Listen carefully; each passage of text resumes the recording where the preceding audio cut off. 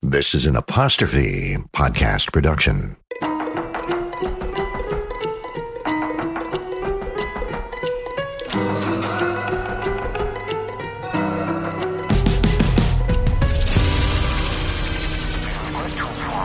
Your application does not fit with the requirements at the present time.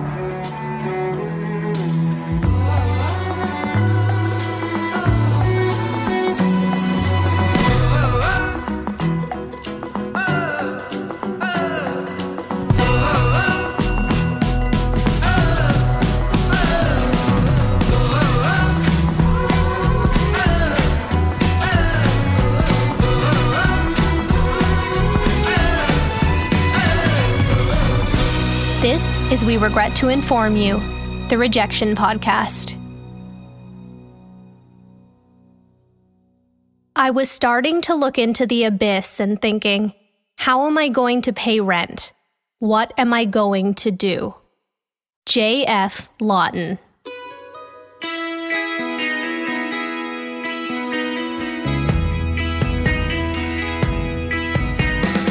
J.F. Lawton grew up in a household of intellectuals.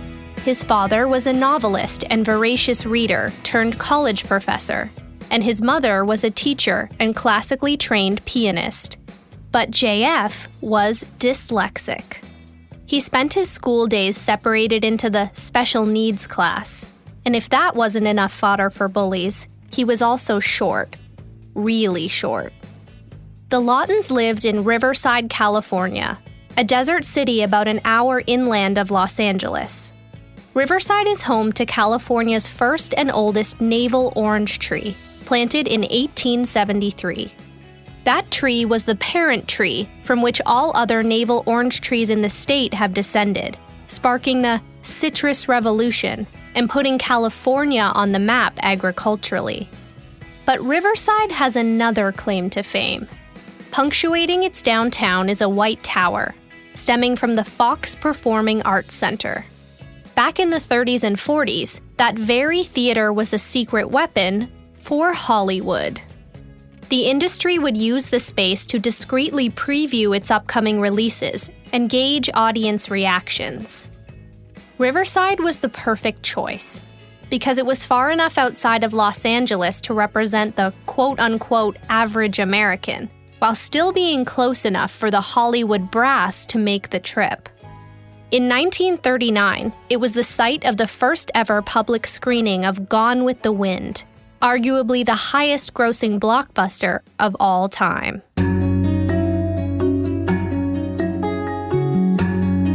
When Lawton was 8 years old, one of his father's novels titled Willie Boy, A Desert Manhunt, was picked up by Universal Studios and adapted into a motion picture.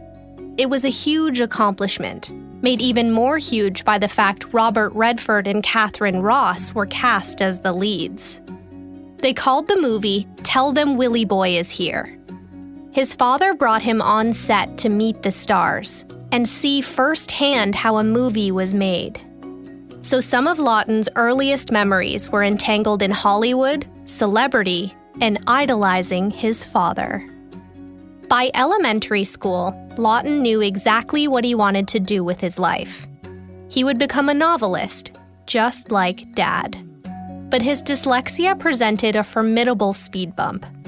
So his parents made it their mission to help him overcome it. As it turns out, Lawton's dyslexia wasn't just a reading problem, it was also an inner ear problem. So using her piano and teaching backgrounds, his mother began working with Lawton on identifying different pitches and phonics. Meanwhile, his father introduced him to the world of literature, starting with comic books and slowly working their way up to F. Scott Fitzgerald. And amazingly, by middle school, Lawton moved out of the special needs class and into the gifted class. To Lawton's dismay, all that hard work and a timely growth spurt didn't stop the bullying. Instead, his peers found new reasons to pick on him, namely his interest in theater. At just 11 years old, Lawton hand-wrote his very first script for a play, His father hired a grad student to type it up for him on their typewriter. It turned out great, and his school decided to put it on as a production. It was Lawton's very first taste of success. One day, the Royal Shakespearean Company came to his school to do a workshop with the drama students. From a dyslexia standpoint, Lawton found Shakespeare particularly challenging, but the Royal Shakespearean actors brought it to life. He suddenly understood how words on a page could transform on a stage. The actors were talented. Two of the youngest in the company that year were nobodies named Patrick Stewart and Ben Kingsley. Lawton was blown away and decided to pivot his focus to playwriting. But in the meantime, the jocks would beat him up behind the school and inevitably toss him into a trash can. When he graduated high school, Lawton followed the Royal Shakespearean Company west to watch them perform a second time at Long Beach State University. Once again, he was blown away. It also opened his eyes to the fact people actually studied theater in college. So he applied to Long Beach State for the theater arts program and was accepted. That summer, Lawton landed the most magical job he could think of: a restaurant worker at Disneyland. He had visited the park with his parents as a child, and now that he was living nearby, Disneyland was a fountain of magic and employment. But by his final year of college, it came time to make a real plan, a plan to work in theater full-time. But Lawton's professors weren't so optimistic. After 4 years of writing and studying to become the next Tennessee Williams, they gave him one final piece of advice. Don't pursue theater. There's no money in it. Hollywood is half an hour away. Go work in TV. So in 1982, Lawton hopped the I-5 north to Los Angeles and got himself a tiny apartment on Hollywood Boulevard.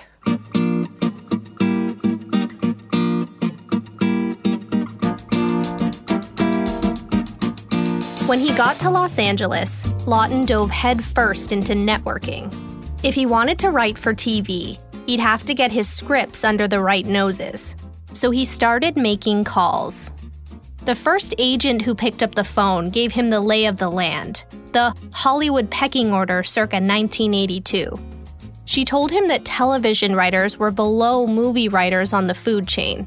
Even an unproduced movie writer held rank over a TV writer.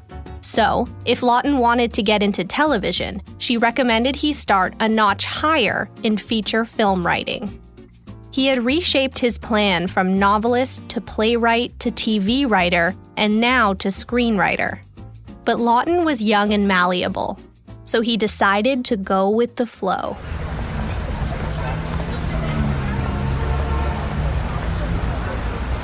One afternoon, Lawton decided to check out the famous Rodeo Drive. He knew it was fancy, so he put on his best suit and made his way over to the base of Rodeo at Wilshire Boulevard. He found himself standing in the shadows of the mammoth flags hanging above the entrance to the Beverly Wilshire Hotel.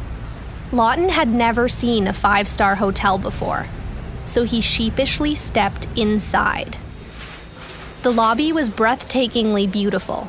Shiny floors, gold trim, and fresh flowers everywhere. But he could barely enjoy it. He felt like a fish out of water in his second-hand suit. So he walked out the doors and continued onto Rodeo Drive. Lawton made his way past the expensive boutiques and popped into a shop that caught his eye. As he wandered round the store, casually browsing the merchandise, a salesman approached him and asked if he needed assistance. He politely declined and continued browsing. But the salesman interrupted again, and this time abruptly said, "We have nothing here for you. You're in the wrong place." Lawton stepped out of the shop and back onto the busy street, utterly mortified.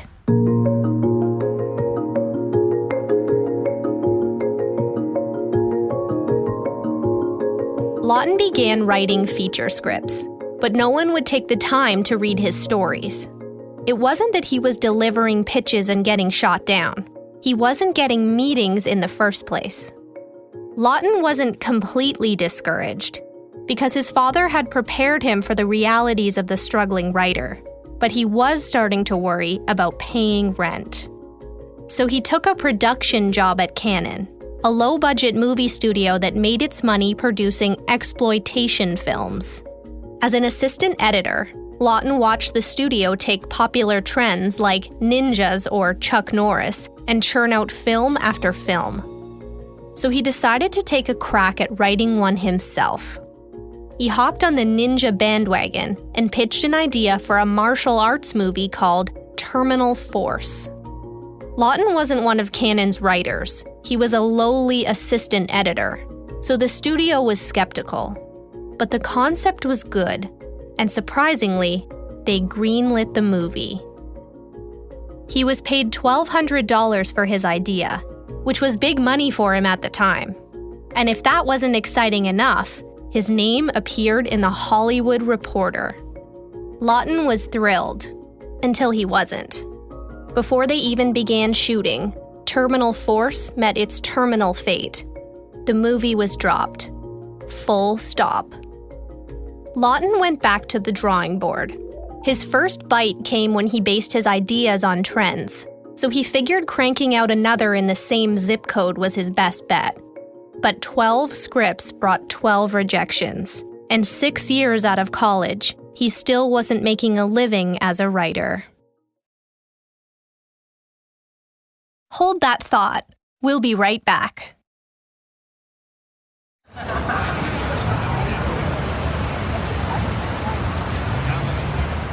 Hollywood Boulevard was open 24/7. During the day, droves of camera-clutching tourists posed with the stars underfoot. But after dark, a different clientele lined the sidewalks. Hey, babe, you wanna go out? Lawton spent many a late night in the local donut shop near his apartment, working on scripts. And over time, he got to know some of the sex workers that would pop in for a quick coffee. One night, one of the women told Lawton an interesting story.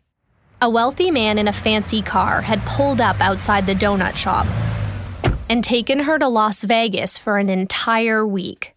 They stayed in a big hotel suite, and he ended up spending thousands of dollars on her.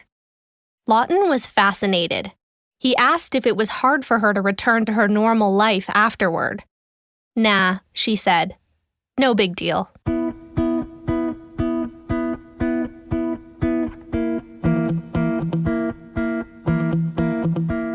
Lawton was still coming up with ideas, but they still weren't selling. So he took up a side hustle, teaching people to use these newfangled things called computers. Lawton was tech-savvy, and with the advent of the Macintosh, there was money to be made. People were phobic about the new technology. A friend referred him to a man named Gary Goldstein, who needed help setting up a new Mac in his office.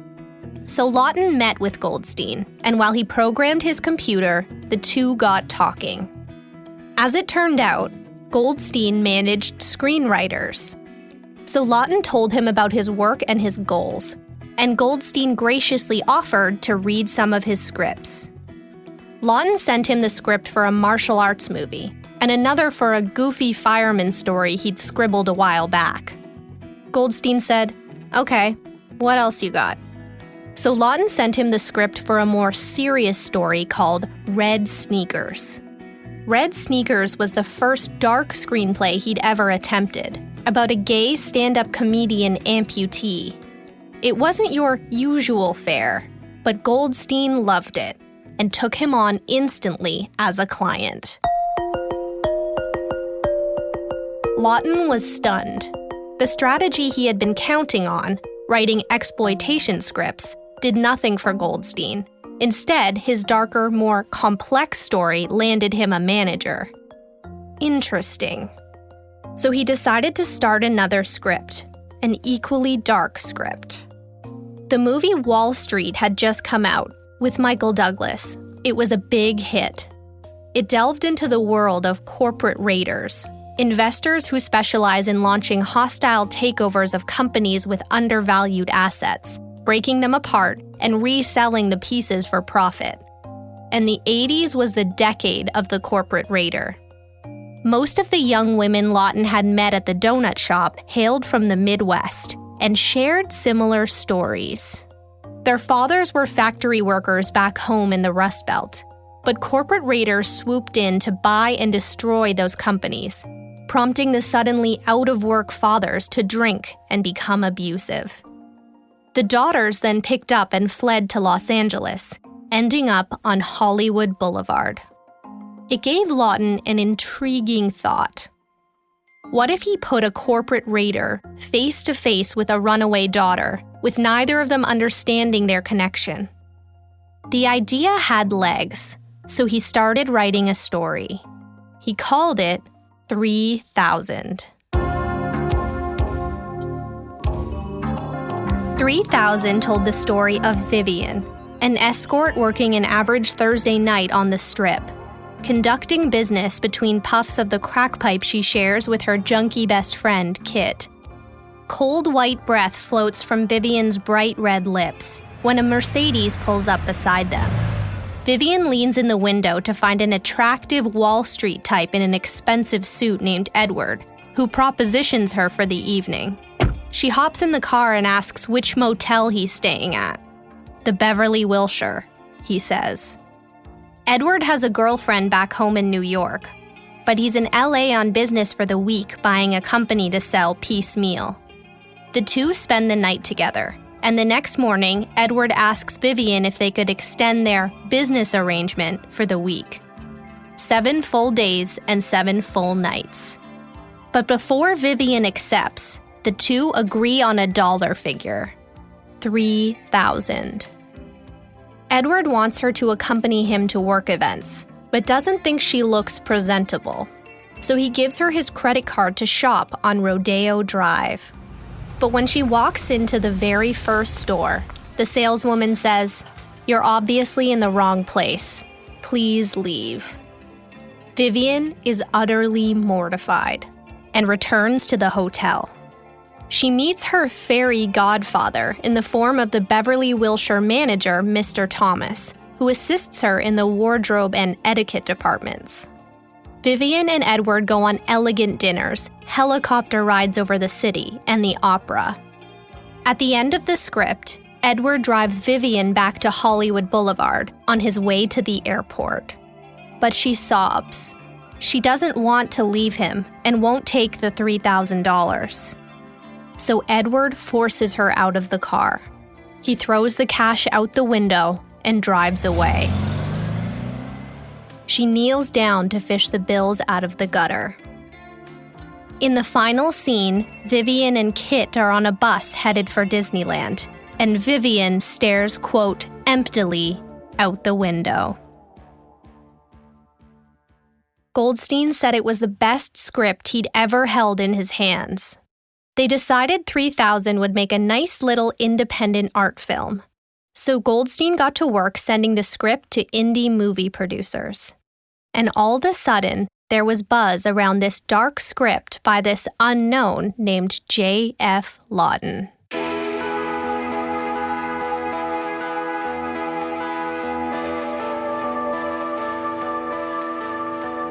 The Sundance Institute caught wind of Lawton's script. Sundance is a prestigious nonprofit organization that champions independent art films, helping to advance the work of up-and-coming filmmakers. Typically, you'd have to apply to Sundance and have your script reviewed. But this time, Sundance approached Lawton. He couldn't believe it. So he and Goldstein met with the folks there. And through the review process, Sundance connected them with a studio called Vestron Pictures. And Vestron was interested in optioning 3000. Vestron was a relatively new studio, but had just come off its first major hit called Dirty Dancing. It was a huge opportunity, but Vestron had one major concern. They thought the final scene, where Vivian looked out the window emptily, was too bleak. So they asked, Could she look out hopefully instead? Lawton was open to the adverb change, and Vestron moved forward with $3,000. Lawton was paid $2,500 for the option, $500 less than Vivian.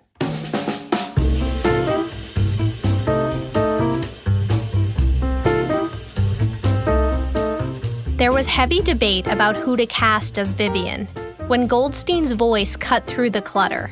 He said he knew exactly the actress to play this role, Julia Roberts.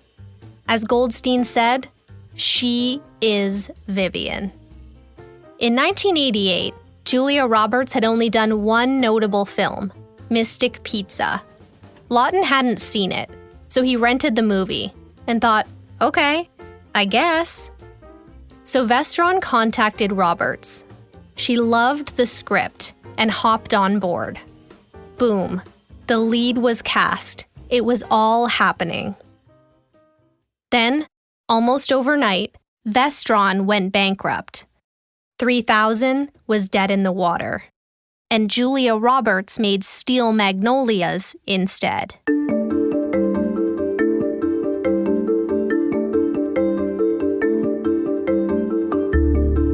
Unbeknownst to Lawton, the script for 3000 had landed on the radar of development executives over at Touchstone Pictures. Touchstone was a division of Disney, created specifically to produce their more grown-up films. And every Monday, Jeffrey Katzenberg, the Disney Studios chairman at the time, would sit down with his team and go around the room discussing the new scripts they'd read over the weekend. One script reader said she'd read a screenplay called 3000 and that it was really good. But, she said, it wasn't for them. Then another piped up and said he'd read that one too. Very good, but agreed, not for them. Then a third echoed the very same sentiment. That's when Katzenberg stepped in and said, well, why isn't it for us? The development team came to the consensus that the answer was threefold. 1, Vivian being a sex worker was controversial. 2, the ending was too depressing. And 3, Edward was unlikable. So Katzenberg posed another interesting question. Could they change those things? And just like that, Disney wanted in. Universal had also caught wind of the script, which resulted in a bidding war. But Disney came out on top. Touchstone had done mostly lighthearted films up until that point, like Splash and 3 Men and a Baby, and was looking for something a little more serious to add to its repertoire. As was Gary Marshall. Marshall had a background in television comedy with Happy Days and Laverne and Shirley, but he had recently directed his first foray into dramatic subject matter with the film Beaches, and he wanted to continue in that direction. So when Touchstone approached him with 3000, he was intrigued. Marshall liked the fish-out-of-water aspect of the story. He could instantly envision gum-chewing Vivian stepping into the Beverly Wilshire, the fancy shop, and the opera. So with Marshall on board, Touchstone officially greenlit the movie. Lawton was thrilled. His very first studio film was a go. His career strategy was working.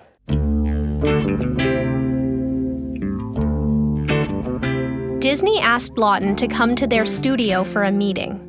When he got there, they were already building sets. He couldn't believe how quickly it was all happening. Disney wanted to brainstorm with Lawton about ways to lighten the heavy ending. Could Vivian get a job at the hotel? What about a daycare center? If she ends up with Edward, is it a cop-out? Or should she end up with someone else? So Lawton got to work on some rewrites. He decided 3 things needed to change. Vivian had to be new on the job. Kit and Vivian couldn't be addicts that viewers worried about surviving. And Edward couldn't have a girlfriend back home in New York. It was too unsympathetic. Instead, he should be reeling from a breakup. They were changes Lawton was happy to make. Meanwhile, Marshall was knee-deep in casting.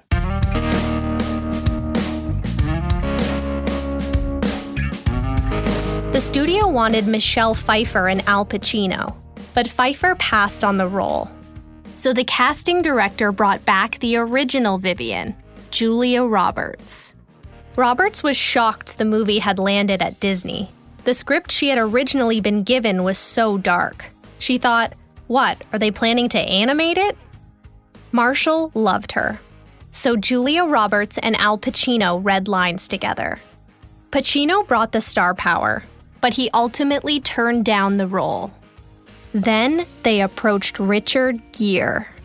Gere had starred in films like An Officer and a Gentleman and American Gigolo. He said 3000 wasn't his kind of movie and passed on it immediately. But Roberts knew he was Edward. So she and Gary Marshall flew out to New York to Gere's apartment to see if they could change his mind.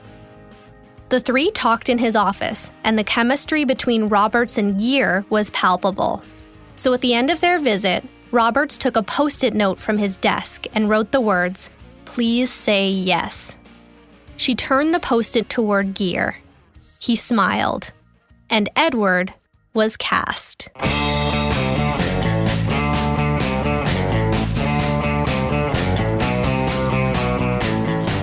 Back in LA, Lawton and Marshall were still playing with the ending. The way Lawton saw it, they only had two options. Either Edward broke Vivian's heart, or they ended up together. She couldn't end up with somebody else. The way Marshall saw it, the story was a modern-day fairy tale with a twist, and the two ending up together was a no-brainer. But at the end of the day, the chemistry between Roberts and Gere was undeniable, and it sealed the decision. Vivian and Edward had to end up a couple. However, Lawton didn't want the film to end with Edward rescuing Vivian. He wanted them to be equals in every sense except money. So in the end, it was decided. She rescues him right back. But before the movie was released, one final detail was changed. Disney worried the title 3000 sounded a little sci-fi. So when an editor suggested Roy Orbison's Oh Pretty Woman for the film's soundtrack, a producer said, what if that was the title? And in 1990, Pretty Woman hit theaters. It opened number 1 at the box office. And the story J.F. Lawton had originally written, that was neither romantic nor a comedy, became the highest-grossing romantic comedy of all time.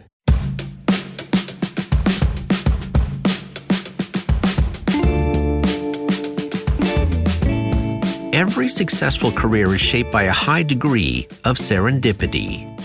J.F. Lawton gets his first job at Disneyland, then gets his first big break as a screenwriter at Disney. When he starts a side business programming computers because he can't make ends meet as a writer, he happens to meet his future screenwriting manager.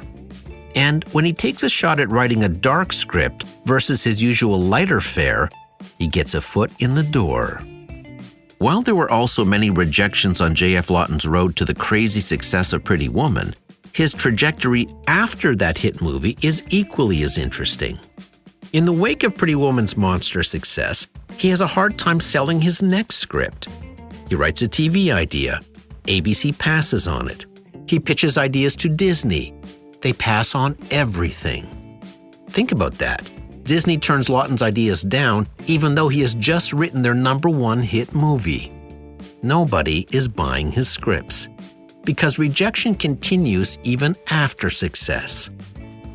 A career is almost never a straight line. It's a zigzag of hits and misses and opportunities and detours.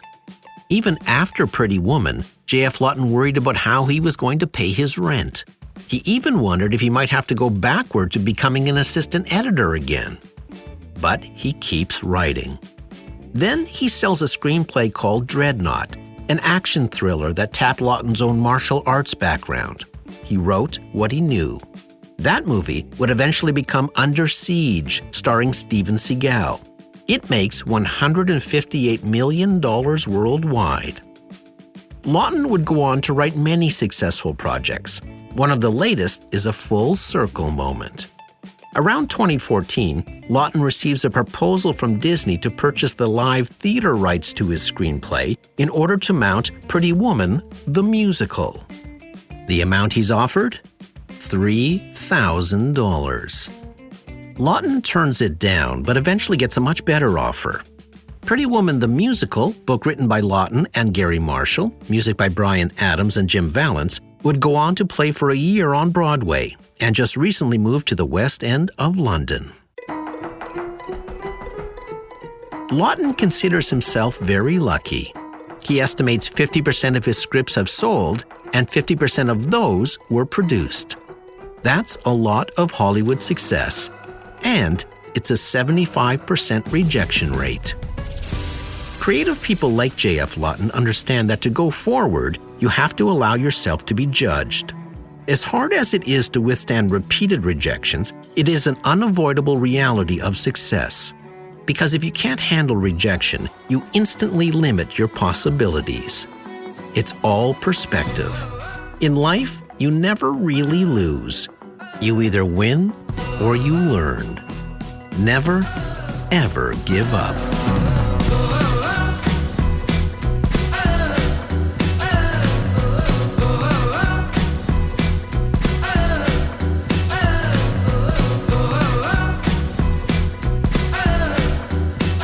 Pretty Woman. Golden Globe Award, Julia Roberts. Academy Award nomination, Julia Roberts. People's Choice Award, Favorite Comedy. Worldwide earnings, $463 million. Welcome to Hollywood. What's your dream?